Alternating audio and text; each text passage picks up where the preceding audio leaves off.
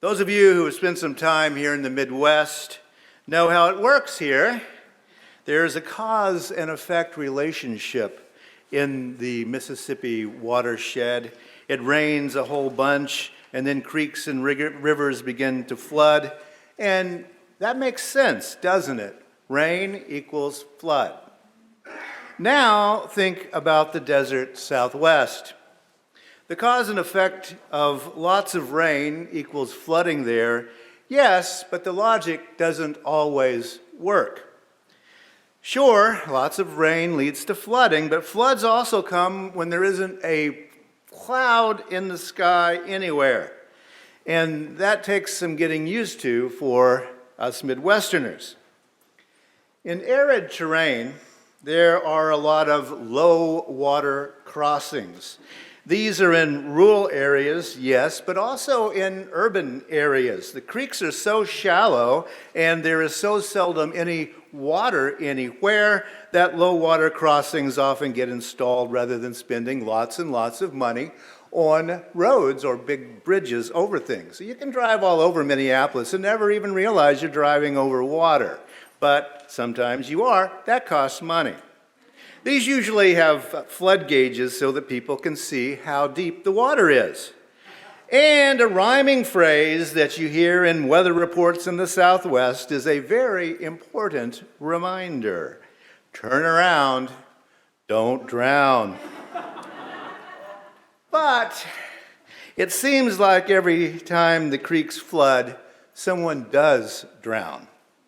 Now, why? Well, of course, for one thing, floodwater can come sweeping in on a perfectly sunny day, as I said. There's so little topsoil in arid climates, so rain simply has nowhere to go but down really quickly.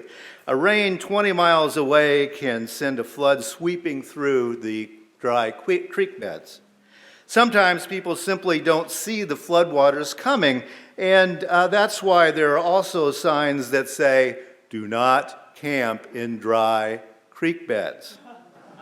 There are lots of anecdotal stories about sudden flooding and people grabbing and climbing into the tops of trees to save themselves.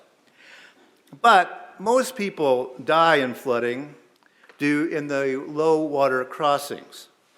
Often people drown because they don't turn around.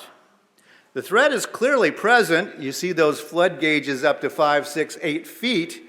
Clearly there's some danger going on here, but a lot of people drive into the rushing water. Why? Sure, rushing water doesn't look as dangerous and as powerful as it is. But there's also this human propensity that all of us know probably a little too well. We don't want anything messing with our plans. Sure, people say, I know this is dangerous, but I've got plans. Nothing can mess with my plans. It's human nature, and it gets people killed. That propensity to hold on despite evidence is one of the things I want to think a little bit about today.